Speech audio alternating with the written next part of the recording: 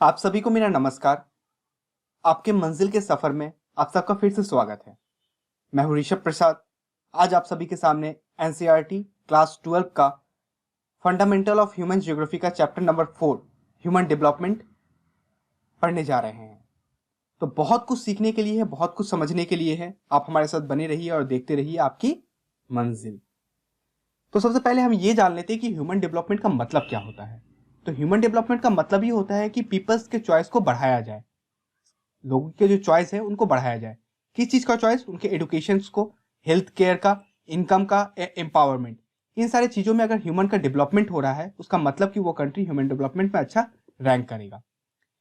ठीक है, साथ ही साथ उसको इकोनॉमिकली फ्रीडम भी होना चाहिए, सोशली एंड पॉलिटिकली फ्रीडम भी उसको मिलना चाहिए कि वो कोई भी जात धर्म को अपना सकता है, कोई भी पॉलिटिकल पार्टी को वो मान सकता है। ज़्यादा उस कंट्री में पॉलिटिकल टर्मोइल ना हो, जैसे कि झगड़ा वगड़ा पॉलिटिकल में ही होता है, ये सब कम हो। इकोनॉमिकली भी वो कंट्री या वहाँ के लोग अच्छे रहे तो ही क्या होगा, वो ह्यूमन डेवलपमेंट में अच्छा होगा और वहाँ के लोग भी सुख ही रहेंगे। तो ये छोटा सा जो डेफिनेशन आपको याद करना बहुत जरूरी है, क्योंकि एग्जाम में आपसे डायरेक्टली पूछ लिया जाता है कि व्हाट इज ह्यूमन डेवलपमेंट। तो आपको ये छोटा सा डेफिनेशन जो है बहुत सुंदर है, आप लिख सकते हैं इसको।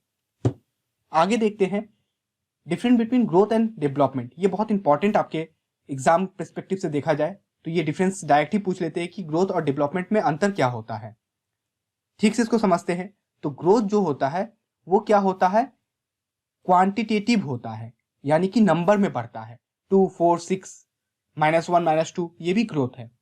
डेवलपमेंट जो होता है ये क्या होता है, क्वालिटी में चेंज आता है। अब कैसे आता है इस चीज को मैं आपके एग्जांपल के थ्रू बताता हूं कि एक छोटा सा बच्चा है, मान लीजिए उसके एज में बढ़ोतरी हो रही है, वो 1 साल का है, 2 साल का है, 5 साल का हुआ, 6 साल का हुआ, 10 साल का हुआ, ये उसका ग्रोथ हो रहा है। क्या हो रहा है? ग्रोथ। डेवलपमेंट कब होगा? जब वो बच्चा बोलना सीख जाएगा, हंसना सीख जाएगा, दौड़ना सीख जाएगा, तो वो उसका क्या हो रहा है, एज के साथ साथ डेवलपमेंट भी हो रहा है। बात समझे आप? क्लियर हुआ आपका? ग्रोथ कब होगा? जब उसके एज में बढ़ोतरी होगा। डेवलपमेंट कब होगा? जब वो कुछ चीजें सीखेगा तो वो उसमें उसका डेवलपमेंट होगा। इसका जो वैल्यू होता है ग्रोथ का, वो ये न्यूट्रल रहता है, यानी कि पॉजिटिव भी हो सकता है, नेगेटिव भी हो सकता है। मान लीजिए एग्जाम्पल क्या दिया हुआ है, density of population, total population. आपके शहर का पॉपुलेशन है, सोचिए 10,000 आदमी, कुछ बीमारी या कुछ कारण से वहां पे 5,000 आदमी आ गया तो ये नेगेटिव हो गया।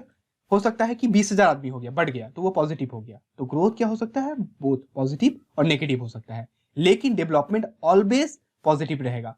क्यों पॉजिटिव रहेगा ये मैं सबको समझा दे रहा हूं कि डेवलपमेंट है पॉजिटिव तभी होगा जब उसके नंबर में बढ़ोतरी आएगी। यानी कि 500 पॉपुलेशन था आपके शहर में, अब 1000 हो गया है, मतलब उसमें डेवलपमेंट आया है, नंबर में बढ़ोतरी आया है।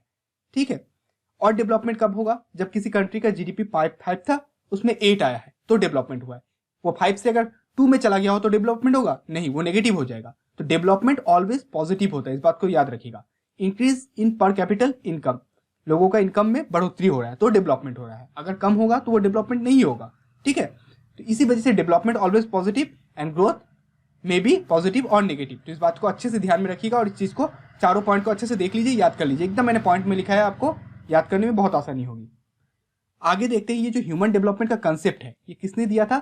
ये पाकिस्तान के एक इकोनॉमिक्स थे जिनका नाम था डॉक्टर महबूबुल हक।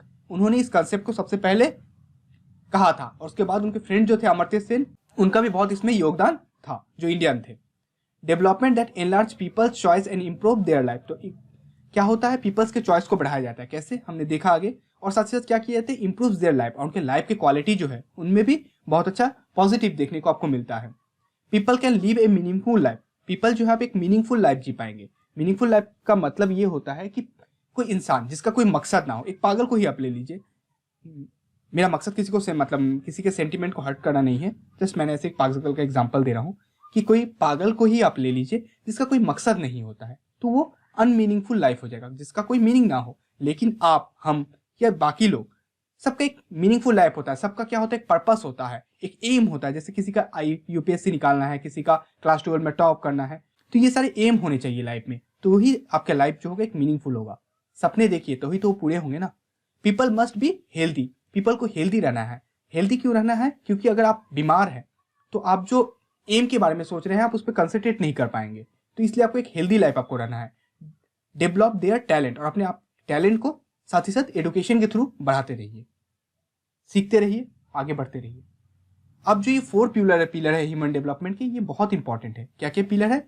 Equity, sustainability, productivity and empowerment. ये 4 पिलर है जो बहुत ही इंपॉर्टेंट है, जिसके ऊपर ये पूरा ह्यूमन डेवलपमेंट टिका हुआ है। इन 4 पिलरों के ऊपर एक एक करके हम इसमें डीप में पढ़ेंगे। सबसे पहले क्या होता है इक्विटी, क्या होता है इसे हम देखते हैं। इक्विटी का मतलब होता है equal opportunity available to everybody, मतलब हर किसी को इक्वल अपॉर्चुनिटी मिल रहा हो, चाहे वो किसी भी जेंडर का हो, यानी कि लड़का हो लड़की हो, उससे कोई फर्क नहीं पड़ता, काला हो गोरा हो, वो पैसा वाला हो या गरीब हो, इससे फर्क नहीं पड़ना चाहिए। इक्वल अपॉर्चुनिटी हर किसी को मिलना चाहिए। अगर कोई गरीब है तो उसको भी अच्छे स्कूल में चांस मिलना चाहिए, अगर कोई काला है तो भी उसे अच्छे स्कूल में चांस मिलना चाहिए, अगर कोई लड़की है तो भी उसे हर स्कूल में चांस मिलना चाहिए। तो ये सारे जो इक्वालिटी है हर किसी को मिलना चाहिए, तो ही एक कंट्री का, एक पीपल का अच्छे से डेवलपमेंट होगा। इसी वजह से हमने कहा कि ह्यूमन डेवलपमेंट तभी होगा जब ये सारी चीज इक्विटी आपको मिलेंगे। सस्टेनेबिलिटी का मतलब क्या होता है? ये जो इक्विटी आपको मिले हैं इसमें कंटिन्यूटी रहना चाहिए। यानी कि एक एग्जांपल के थ्रू मैं आपको समझाता हूं। यानी कि सोचिए अभी जो हर लड़की को स्कूल जाने का अधिकार है, ये जो कंटिन्यूटी है ये जारी रहे। ऐसा ना हो कि आज से 10 साल बाद लड़कियों को स्कूल जाना फिर से बंद करा दिया जाए, ये ना हो। तो ये जो सस्टेनेबिलिटी है इसमें कंटिन्यूटी रहना चाहिए। सस्टेनेबिलिटी का मतलब आपने मिनरल रिसोर्सेज में देखना होगा, जिसमें आप क्या करते हैं, मिनरल्स को बचा के रखते हैं फ्यूचर जनरेशन के लिए। सेम ह्यूमन डेवलपमेंट में ही लगभग उसी तरीके से जुड़ा हुआ है। इसमें क्या होता है, जो रिसोर्सेज है, रिसोर्सेज क्या है, ह्यूमन, तो उनको जो अवेलेबिलिटीज मिल रहा है उसमें कंटिन्यूटी रहनी चाहिए। समझ गए? कोई दिक्कत नहीं? अगर दिक्कत हो तो आप कमेंट सेक्शन में जरूर लिखे, मैं उसको सॉल्व करूंगा। उसके बाद हम देख लेते हैं प्रोडक्टिविटी का मतलब क्या होता है? Productivity in term of labour productivity. एक लेबर, जो एक आदमी काम कर रहा है, इसमें क्या होना चाहिए, उसका प्रोडक्टिविटी होता रहना चाहिए। उसको क्या करना चाहिए, कॉन्स्टेंटली इनरिच, मतलब उसमें टैलेंट और बनना चाहिए। मान लीजिए लेबर था जो हैंड टूल्स का यूज करता था, अब उसमें उसको एडुकेट करके आप वो मशीनरीज का यूज करके वही काम को कर रहा है, तो उसकी प्रोडक्टिविटी, जो लेबर का प्रोडक्टिविटी है, इसमें हम एनहांस करें, उनको नॉलेज दें, उनको एडुकेट करें, जिससे क्या होगा, प्रोडक्टिविटी में इजाफा होगा। जो एक ह्यूमन डेवलपमेंट, एक कंट्री के देखा जाए या एक पीपल, इंडिविजुअल के ह्यूमन डेवलपमेंट में बहुत बढ़ोतरी देखने को मिलेगी। उसके बाद देखते हैं एम्पावरमेंट का मतलब। एम्पावरमेंट का मतलब क्या होता है? To have a power to make decision. आपके पास ये पावर हो कि आप डिसीजन ले सके कि आप 10th के बाद या 12th के बाद क्या करेंगे। ठीक है। Increase freedom and capabilities and good governance and government policies. तो कुछ पॉलिसीज ऐसे होने चाहिए, गवर्नमेंट का इसमें योगदान होना चाहिए कि लोगों के पास ये चॉइस हो कि वो अपनी लाइफ में क्या करे। कोई यूपीएससी बनना चाहता हो तो यूपीएससी में जरूर जाए, कोई लेबर बनना चाहता है तो उसे लेबर बनने की भी आजादी होनी चाहिए। तो वो जो चाहता है, लेकिन वो काम क्या होना चाहिए, अच्छा होना चाहिए। ऐसा नहीं कि आपको चोरी करना है, डकैती करना है, तो ये सारे काम नहीं होने चाहिए। एम्पावरमेंट का मतलब है आपको डिसीजन मेकिंग का पावर दिया जा रहा है, लेकिन वो डिसीजन जो होने चाहिए वो आपके हित में होने चाहिए, वो एक कंट्री के हित में होने चाहिए, वो आपके फैमिली के हित में होने चाहिए। समझ गए आप? तो अप्रोचेस टू ह्यूमन डेवलपमेंट हमारा नेक्स्ट पॉइंट है, जिसमें 4 अप्रोच दिए हुए: income approach, welfare approach, basic need approach and capabilities approach. तो एक करके सबको डीपली देखते हैं। सबसे पहले देखते हैं कि इनकम अप्रोच का मतलब क्या होता है। तो ये सबसे ओल्डेस्ट मेथड है। Level of incomes leads to development. अगर आपके पास पैसा है तो ही मतलब है कि आपका डेवलपमेंट होगा। Higher the income higher the development, ये पहला कंसेप्ट था। उसके बाद आ जाता है वेलफेयर अप्रोच में। वेलफेयर अप्रोच क्या बोलता है, ध्यान से समझ लीजिए कि वेलफेयर अप्रोच जो होता है ये गवर्नमेंट के द्वारा किए जाते हैं हमारे ऊपर।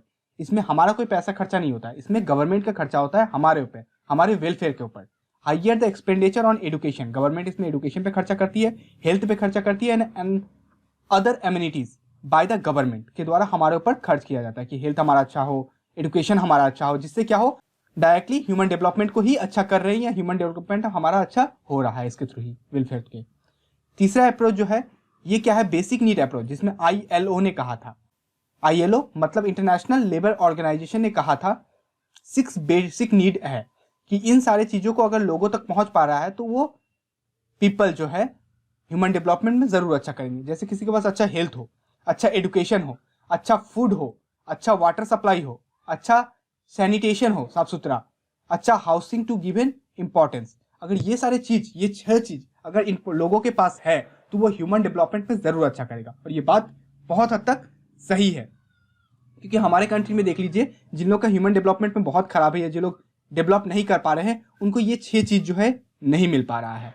तो ये सारे 6 चीज को आप अच्छे से याद कर लीजिए, क्योंकि एग्जाम में डायरेक्ट पूछ सकता है what are the 6 basic need. तो you have to write this 6 basic need. Okay, next come to the point. The fourth one is capabilities approach. Capabilities approach में क्या कहा गया था, ये प्रोफेसर अमर्त्य सेन ने कहा था इसको। क्या कहा था, access to education and health facilities. अगर आपके पास एजुकेशन और हेल्थ है तो ही आप अपने आप को ह्यूमन डेवलपमेंट में अच्छा कर लेंगे। और ये बात किसने कहा था, professor Amartya Sen. Measuring human development, कैसे करके इसको मापा जाता है, तो ये इसके जो की एरिया है जो प्रोफेसर अमर्त्य सेन ने कहा था, health, education and access to resources. आपका अच्छा हेल्थ हो, आपको अच्छा एजुकेशन मिल रहा हो, और एक्सेस टू रिसोर्सेज, आपके पास रिसोर्सेज का भी एक्सेस हो, यानी कि आपके पास अच्छे स्कूलों तक जाने का एक्सेस हो, आपके पास अच्छा खाना, अच्छा पानी, अच्छा घर का अगर एक्सेस हो, तो ही आपका ह्यूमन डेवलपमेंट अच्छा होगा। Ranking are based on the score between 0 to 1। हर कंट्री को इसमें स्कोर दिया जाता है, और कंट्री अपने स्टेट्स को देते हैं और स्टेट्स अपने डिस्ट्रिक्ट को देते हैं। तो ये कहाँ से दिया जाता है, 0 to 1।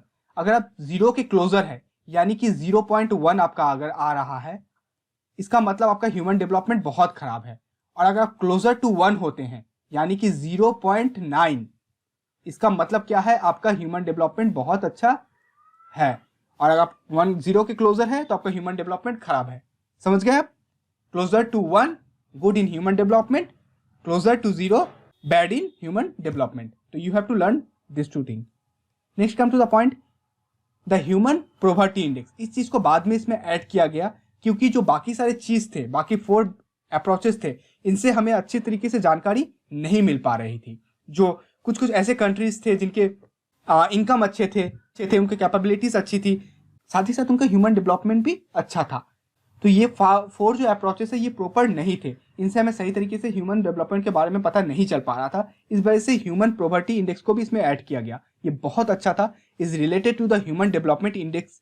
The index measure the shortfall in human development. ये जो चीज ह्यूमन डेवलपमेंट के बाकी जो 4 पिलर नहीं कर पा रहे थे अप्रोचेस, ये उसे पकड़ रहा था, क्योंकि पॉवर्टी के थ्रू हम जान पा रहे थे कि कौन कौन से लोग गरीबी है। अगर गरीबी हो गए तो वो अच्छे हेल्थ, एजुकेशन चीजों को अवेल नहीं कर पा रहे थे। ठीक है, उनका कैपेबिलिटीज कम जा रहा था, इनकम में उनका घटना देखने को मिल रहा था। तो ये जो शॉर्टफॉल को मापने के लिए ह्यूमन पॉवर्टी इंडेक्स सबसे बेटर था। एक छोटा सा पॉइंट इसे देख लीजिए, Bhutan is the only country in the world officially proclaim the gross national happiness. ये एकमात्र कंट्री है जो अपना ग्रॉस नेशनल हैप्पीनेस निकालता है as the measure of the country's progress. और इसमें दिखाता है कि लोग कितना खुश है। अगर आप खुश है तो ही आपका कंट्री ह्यूमन डेवलपमेंट पर अच्छा करेगा, इनका ऐसा मानना है। वो जो भूटान है वही निकालते हैं ग्रॉस नेशनल हैप्पीनेस। तो ये याद रख लीजिएगा, कौन सा कंट्री निकालते हैं gross national happiness, Bhutan, GNH। Next point आता है इंटरनेशनल कंपैरिजन। इंटरनेशनल कंपैरिजन कैसे किया जाता है, size of the country and the per capita income are not directly related to human development. तो क्या कहा गया है कि साइज ऑफ द कंट्री का साइज मैटर नहीं करता, और पर कैपिटल इनकम भी मैटर नहीं करता कि उसका ह्यूमन डेवलपमेंट कैसा होगा। जैसे एग्जाम्पल के थ्रू हम देखते हैं, श्रीलंका को देख लीजिए, और ट्रिनिडेड और टोबागो जो 2 कंट्री है, वो साउथ अमेरिका का 2 आइलैंड कंट्री है, ठीक है, have higher SDI than India. इनका एसडीआई जो इंडिया से भी अच्छा है। तो इसका मतलब क्या वहाँ के लोग क्या ज़्यादा चीज़ों को अवेल कर पा रहे हैं? जी नहीं, बिल्कुल ऐसा नहीं है। कारण ये है कि वो छोटे कंट्री है, तो वहाँ पे जो इनकम है, टोटल इनकम जो आ रहा है, उसको जब डिवाइड करते हैं और पॉपुलेशन कम है, इस वजह से पर कैपिटल इनकम उनका अच्छा हो जा रहा है, ठीक है। और साथ ही साथ उनका क्या है, साइज भी छोटा है। यही 2 कारणों के कारण क्या होता है, उनका एसडीआई अच्छा हो जाता है। लेकिन इंडिया क्या है, एक बहुत बड़ा कंट्री है जिसमें बहुत ज़्यादा पॉपुलेशन है। तो इस वजह से क्या होता है, पर कैपिटल इनकम हमारा बहुत कम आ जाता है एवरेज, जब इसको हम बांटते हैं। इसी वजह से हमारा एचडीआई जो है उतना अच्छा नहीं आता। तो पॉवर्टी आने के बाद से जो पॉवर्टी को इसमें ऐड किया गया, इससे थोड़ा अच्छा इसमें देखने को मिला है ह्यूमन डेवलपमेंट इंडेक्स में, इसकी वजह से, पॉवर्टी इंडेक्स की वजह से। उसका देख लेते हैं, they are divided into 3 categories. International comparison के हिसाब से उन्होंने 3 कैटेगरीज में बांटा गया है। एक है हाई, दूसरा है मीडियम, और तीसरा है लो। हाई जो होता है, मैंने कहा था कि जो 1 के करीब होता है, अबव 0.8, यानी कि 0.8, 0.9 जो होगा वो अच्छे करेंगे एचडीआई में। ऐसा कितने कंट्री है, 57 कंट्रीज है जिनका एचडीआई 0.8 से ज़्यादा है, इस वजह से वो हाई में है। मीडियम जो होता है 0.5 से 0.7998, यानी कि 0.8 तक। ऐसे कितने कंट्री है, 88 कंट्रीज है। और जो लो है, जो 0.5 से नीचे है, बिलो, ठीक है, उनका कितना है, 32 कंट्रीज है। तो टोटल मिला के आपके कंट्रीज हो गए 177 कंट्री, आपके टोटल कुल मिला के हो गए। तो इन सारे 177 कंट्रीज को उन्होंने डिवाइड किया और हर एक ग्रुप में डाला है। ये इंटरनेशनल कंपैरिजन से। अब देख लेते हैं country with high index value कौन कौन से कंट्री है। डायरेक्ट आपसे पूछ लिया जा सकता है, तो कौन कौन से है जिनके एचडीआई अच्छे हैं। ऐसे देख लीजिए, नॉर्वे है, आइसलैंड है, ऑस्ट्रेलिया है। Educational and health care are priorities for the government. ये सारे कंट्रीज के लिए एजुकेशन और हेल्थ जो है यही मेन प्रायोरिटी है, जिसपे गवर्नमेंट बहुत ज़्यादा खर्चा करती है। जो वेलफेयर अप्रोच में आपने देखा कि गवर्नमेंट का खर्चा होता है किस किस चीज़ में, हेल्थ और एजुकेशन में सबसे ज़्यादा होता है। कंट्रीज विथ मीडियम इंडेक्स, जिनका मीडियम है, country of a large group of emerge after second world war के बाद से ये कंट्रीज बहुत ज़्यादा इमर्ज हुए हैं, जिसमें इंडिया भी आते हैं। ठीक है, एडोप्टेड पीपल्स ओरिएंटेड पॉलिसीज, जिसमें बहुत सारे क्या किए गए हैं, पीपल ओरिएंटेड, लोगों के लिए हित में बहुत सारे पॉलिसीज को ओरिएंट लिए गए हैं, जिसमें लिए जाते हैं। ठीक है, countries with low index values, ऐसे कंट्री जिनका इंडेक्स बहुत कम है। Large number of this countries are very small political terms, ऐसे कंट्री जिसमें क्या है, उनका छोटे हैं और बहुत पॉलिटिकली टर्मोइल है, मतलब पार्टी बदलते रहता है, नेताएं चेंज होते रहती है, कोई किसी को मार के वहाँ डिक्टेटरशिप टाइप का लगभग होते रहता है। तो ईरान इराक ये सब देख सकते हैं, बहुत ज़्यादा इस समय क्या रहता है, डिस्टर्बेंस रहता है, सोशल इनस्टेबिलिटीज रहता है, सिविल वॉर होते रहता है, गृह युद्ध, यानी कि अपने कंट्री के अंदर ही युद्ध होते रहेगा दो पार्टियों के बीच में। वहाँ पे बहुत ज़्यादा बीमारी भी, इंसिडेंट ऑफ डिजीजेस, वहाँ पे क्या होते हैं, बहुत ज़्यादा बीमारी का भी वो प्रोन एरिया होता है, बहुत ज़्यादा बीमारी फैलते हैं, क्योंकि वहाँ पे जो क्लीननेस है, प्योर वाटर है, ये सब अवेलेबल नहीं होता, इस वजह से वहाँ पे बीमारी भी बहुत ज़्यादा फैलते हैं। तो आज का चैप्टर जो ह्यूमन डेवलपमेंट है यही समाप्त होता है। तो अगर वीडियो पसंद आया हुआ तो लाइक बटन ज़रूर प्रेस करें, सब्सक्राइब करना ना भूलें और बेल आइकन को ज़रूर दबाएं, जिससे कि मैं ऐसे अच्छे अच्छे वीडियो लाकर आपके साथ फिर से मिल सकूं। और तब तक के लिए मेहनत करते रहिए, मस्त रहिए और देखते रहिए आपकी मंजिल।